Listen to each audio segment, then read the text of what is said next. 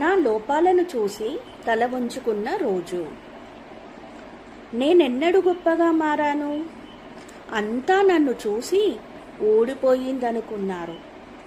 కానీ నాకు తెలుసు, నేనింకా పూర్తిగా ఆగలేదు. నాకు బాధలున్నాయి, కానీ వాటికంటే నా కోరిక బలంగా ఉంది. ఒకరైతే నన్ను చూసి అయ్యో ఆమె పాపం అన్నారు. ఇంకొకరు ఆమె బలహీనురాలు అన్నారు. అయితే ఆ మాటలే నా లోపాల్లో వెలుగులను వెలిగించాయి. నేనిప్పుడు నన్ను చూసిన ప్రతి ఒక్కరికి సందేశం: బలహీనతలు చెరిగిపోలేదు, అవే నాకు శక్తిని ఇచ్చాయి.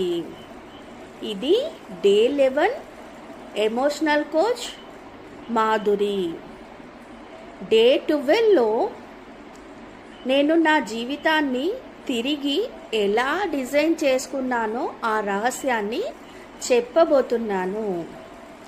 ఈ విషయం కనుక మీకు నచ్చినట్టయితే, ఇది ఎవరికైతే ఉపయోగపడుతుంది అనుకుంటున్నారో మీ వాళ్ళకి షేర్ చేయండి, కామెంట్ చేయండి, లైక్ చేయండి, సబ్స్క్రైబ్ చేయండి.